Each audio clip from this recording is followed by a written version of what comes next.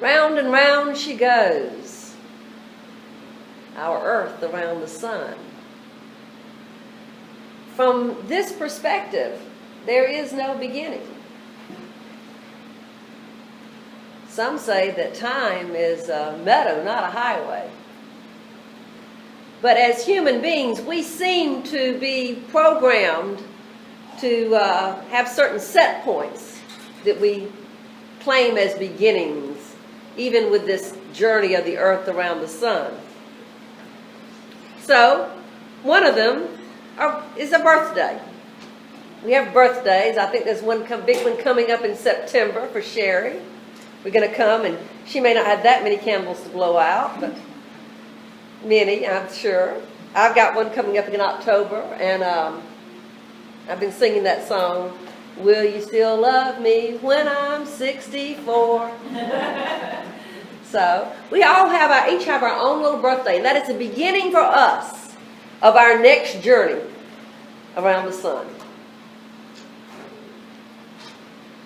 We also have Happy New Year.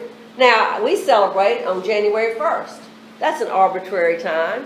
It was set by the Roman emperors. They added 2 months to their previous calendar. They added January and February, and they set the first month of that month of January is when they would change offices. The new people would come into political offices on that day. And so then that became, by the time Julius Caesar came in, he declared that to be the new year. And so we are still following that declaration by Julius Caesar that we will celebrate the new year on January 1st. The ball drops, the fireworks go off, and we decide to proclaim a new number. It will be 2015 we'll celebrate this time. Now, some of us sometimes we are a little more scientific about it, about this journey and when we celebrate. We will choose, maybe depending on how the earth is turned and the length or day of the year, and we'll proclaim one of those times as a new beginning. Hopefully many of you will come again to our home. It'll be the 15th year that we've had an annual solstice celebration on December 21st. So we will enjoy that together, and we'll proclaim a new beginning then as well. Lots of new beginnings according to how the earth spins around. Another one, and one reason we think of this time of year as a new beginning, for us here in Statesboro especially, it's back to school time. So we not only have all these children, these wonderful children that have just exited us, many of them have started back to school. They have gotten their new little shoes that now fit them, and their new little school supplies, and we're hoping that they are not too afraid with their new teachers and everything they're doing. Back to school, a new school year, new goals, new opportunities. I'm on the phone with my grandchildren saying, now get a good start now, make sure you do your homework, have a good place to study. It's a new beginning, a new start, new school year. Then, of course, for many of you that are connected in some way with other institutions of learning, Georgia Southern or Geechee Tech or others, it's a new school year for you as well. And even no matter how old you are, you have apprehensions too. The new school year and the new beginning. So, but new goals, new opportunities. In our congregation, even though our fiscal year that our money people keep up with starts January 1st now, we often think of this time of year as a new year because our RE folks are having new classes again. They're back. And in those classes with that Jenny Dowling chairs, and we had young children learning and the older children also learning. The older children are doing world religions, a new curriculum. And for those of us who serve on the worship committee, it's a new program year. We plan out the program for the rest of this year through May 1st. So it's also a sort of a new beginning for us here in the congregation as well. All of those were related to somewhere in the year kind of thing. But there are also other new beginnings that we set up in our lives. We know are new beginnings that have nothing to do with where we are in the calendar year. There are things that happen that we say, this is a new beginning for me. Of course, the most obvious one is when a child is born. Most of us can't remember, I'd say all of us can't remember our own childbirth, although I could be wrong. But we've witnessed the birth of others, either our children, grandchildren, friends. We've had babies come up here that we've had in our rituals. And we're excited about that. A new childbirth, a new life, a new beginning for this young child. And similarly, we know there are times when we have loved ones that pass on, and that's an ending, but it's also a beginning as well. Every ending is a new beginning. And so we struggle sometimes with how are we going to live without this loved one here with us? What is our life going to be like now? Especially those of us who are very closely connected with our loved ones. Sometimes a new beginning is a new job. That's a very exciting time and very apprehensive time as well. We're starting something new, or maybe sometimes our new job may be a new project on our job, or writing a new book, or preparing a new paper or something, but a new job. I got a new job, this guy says. He's excited now with all kinds of new possibilities. And on the other side of that is when our job ends. Now, sometimes that's when we're laid off, or perhaps when we quit. But oftentimes, for many of us, it's also when we're sort of at that point in our life when we say, okay, I think this is probably enough, or someone else tells us it's enough, and we retire from our work. Now, you see this sign says, I'm retired, not expired, because retirement from our work is an end of that work. I'm not showing up at Georgia Southern every day anymore. But it's the beginning of something new. What am I going to do with my retirement years? What kinds of opportunities am I going to have? One of our members wrote me and said, this really opened up such wonderful things for her. She was no longer had those demands on her, and she felt a freedom in retirement that she just could not even have words to explain of how wonderful that was. And I said, yay, that's a really wonderful way to look at retirement. New relationships. New relationships are a new beginning. Now, sometimes they're romantic relationships, like these two lovebirds, and sometimes it's other relationships. When we have a new relationship, especially if it happens to be one of these romantic ones, we have all these chemicals coming into us, telling us how great life is. We're getting high. It's good, you know. That's good, a new relationship. We're imagining all kinds of good things. And it is a new beginning with new hopes and dreams.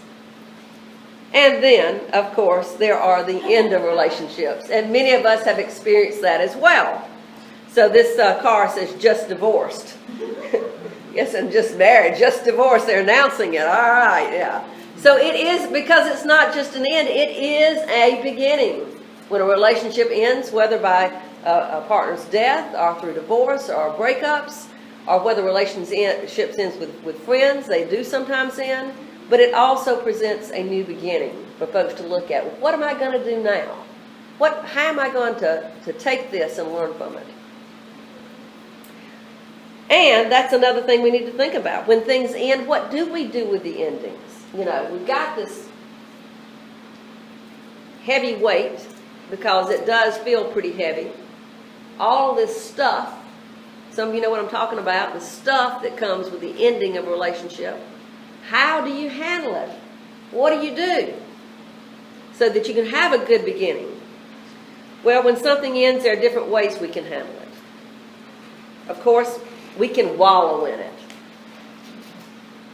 And I think that's okay to do for a while. It may be even healthy to do a little bit. You know, just say, okay, I'm going to just wallow in it a little while. You know, I'm feeling sad about this. I'm feeling apprehensive. Give me a day or two just to kind of be there. That's okay. We don't need to stay in that mud hole, though. Another thing that folks tend to do is to ignore it. Just to act like it didn't happen. Just to totally say that part of my life, it just wasn't there. This actually is what happens sometimes. I'm seeing this happen with some of the discussions because of related to what's happening in Ferguson, Missouri. There we go. Didn't like the ending of that. Wanted a new beginning there. Okay, you see, you know, she's going to wallow in that a little while, and it happens. It happens. So, we were lifting up in the news now, and we're lifting up in our hearts the tragedies around the country, and especially those that are sometimes related to what happens to young African American men over and over again, and it's just devastating.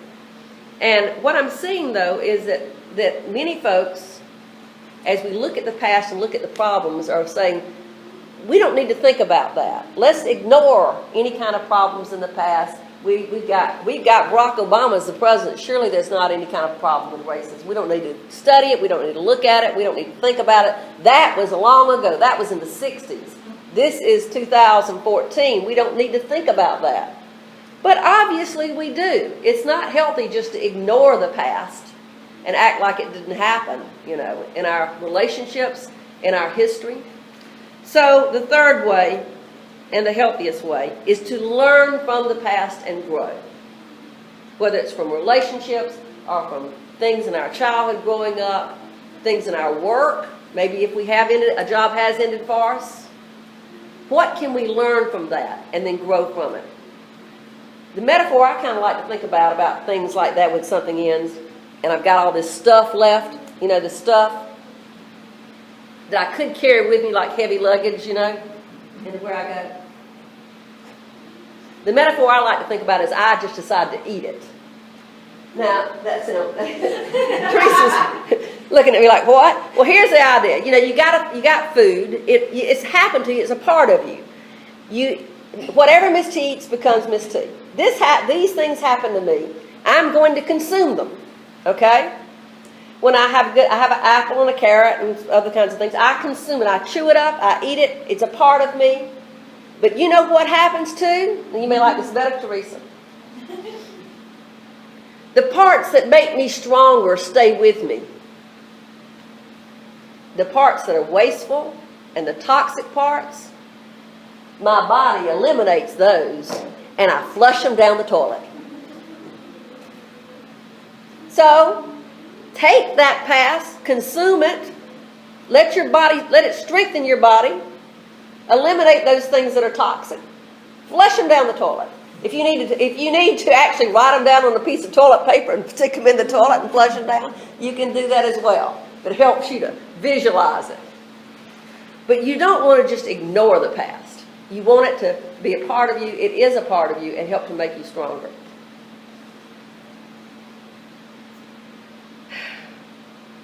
And you need to know when you've got to let go of some things. And that's tough. When someone dies or someone we love is gone or something. It could just be even ending a job, that you've cared about. The best words I've heard are Mary Oliver's words at the end of one of her poems. She says, to live in this world, you must be able to do 3 things. To love what is mortal. Now, mortal means it's not going to last. To love what is mortal. To hold it against your bones, knowing that your own life depends on it. And when the time comes to let it go, to let it go. 3 things. To love what is mortal. To hold it against your bones, knowing your own life depends upon it. And when the time comes, to let it go. To let it go.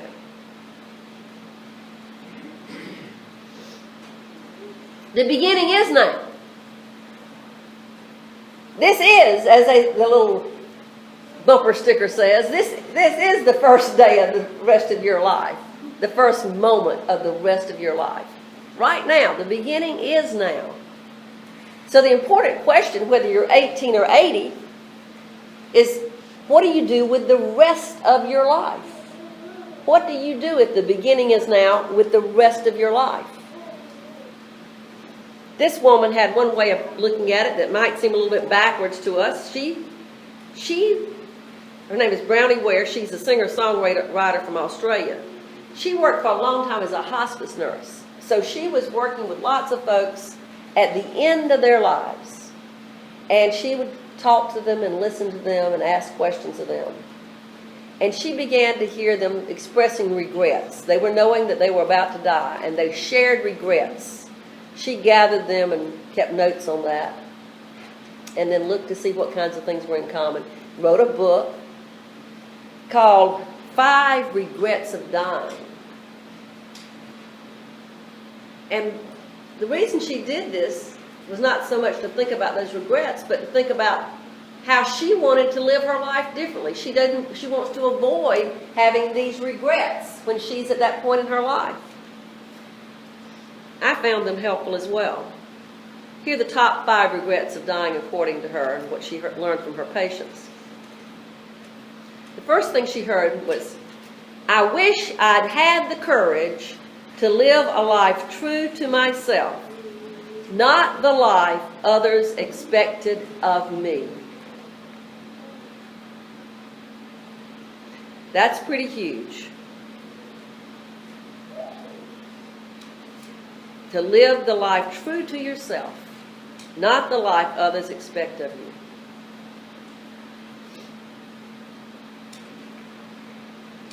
This second one was one she said that almost all men said, more than women, but some women say it too. I wish I didn't work so hard. Now, for somebody like me who finds a lot of joy in work, I think, well, I don't like that one, you know. I'm going to ignore that one. But maybe I should.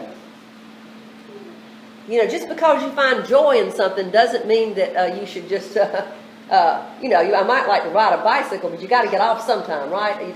So I might should pay attention to that one as well. I wish I didn't work so hard. The third thing, I wish I'd had the courage to express my feelings. I wish I had told that person how much I love and cared for them. I wish I'd picked up the phone and called them up today and told them. I wish I'd expressed my anger at a couple of things instead of keeping my mouth closed. Or maybe I wish that I had stood up for some oppression or injustice instead of stepping back. So these folks were saying, I wished I'd had the courage to express my feelings. And the fourth thing, I wish I had stayed in touch with my friends. They just let them kind of pass. People move away, or even people here, right here. I live in the same town I've always lived in, and I don't see folks. Now, folks, I am actually thankful for Facebook. Facebook has been a wonderful thing to put me back in touch. I'm back in touch with a lot of people that I went to high school with. If they can put up with my radical, they probably hide my stuff, you know, I don't know. But it's nice to see them, you know, and to maintain some kinds of connections, to stay in touch with our friends. I also am able to stay in touch with people from this congregation when they move on because of Facebook. And Marge, we're going to do that. Absolutely. We are going to do that. And number 5, I wish that I had let myself be happier. Now look at those words. I wish I was happier. I wish I had let myself be happier. It's a choice we can make sometimes. Now you may say, well, with what's all going on in my life, I don't see how I can be any happy and smile about anything. Or look at what all's going on in the world. How can we be happy? How can you not be happy right now? Looking at that little thing. You know? But you can be. You can decide to be. And what I found out too is that you don't even have to have something to be happy about to be happy. I've been involved in this thing called laughing yoga for a while. I do it alone sometimes or with a group sometimes because they found out that laughter is really, really good for you. It helps you. It's healthier. Now, you see here it says greater flow of oxygen to the brain, more energy, more motivation, a connection between participants, a better quality of life, a positive state of mind, a way to alleviate difficulties and challenges, relief of stress because you get all those chemicals flowing in you, strengthening of the immune system, helps you stay healthier. So we're going to do a couple of minutes of laughing yoga. Now, I'm not going to tell you a funny story. We are just going to laugh. Now, what we're going to do, we're going to take a deep breath in and let it out, and then we just start laughing. And it will catch. Just look around and look at other people making a fool of themselves, and you'll laugh, okay? right. Pianist too. Everybody. Deep breath in. Are you ready?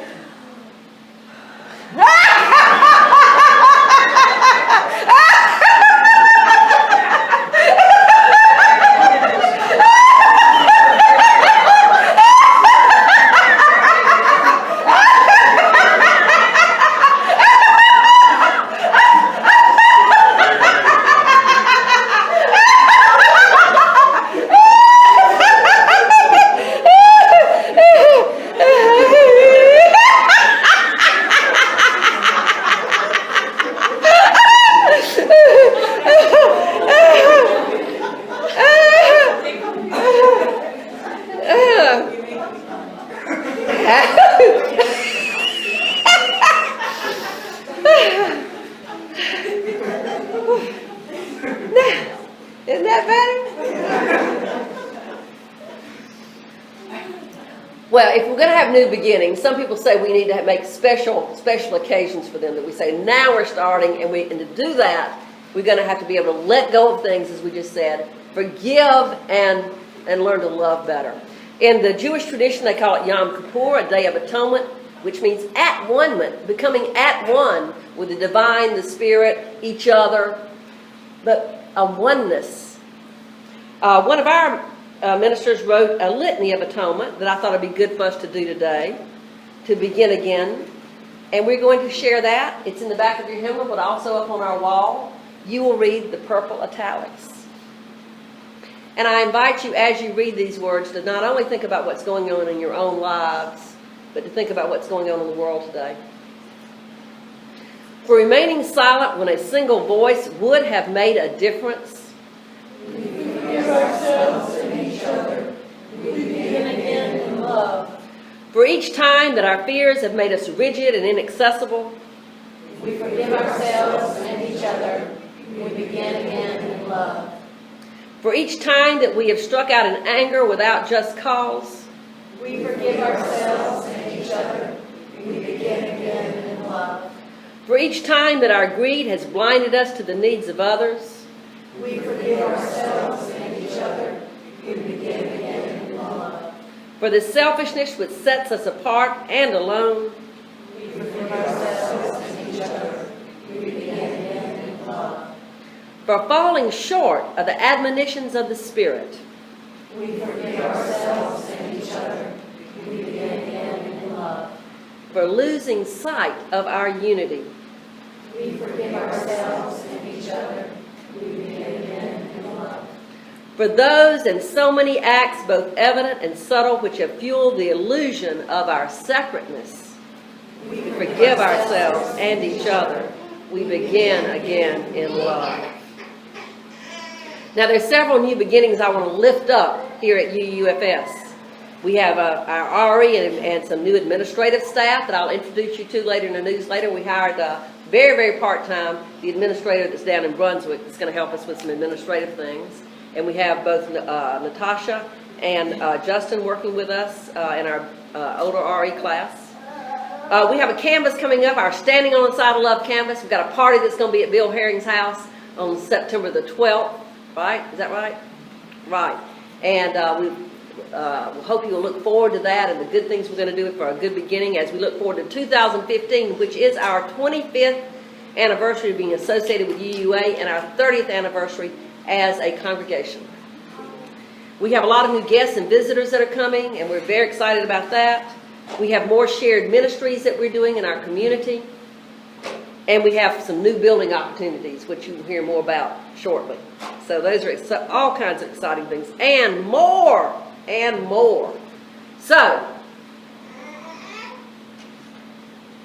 the beginning is now. The beginning is now. Don't turn around. Regrets about mistakes will only drain you. There's another train. There always is. Maybe this one is yours. So climb on board this awesome train. I think I can.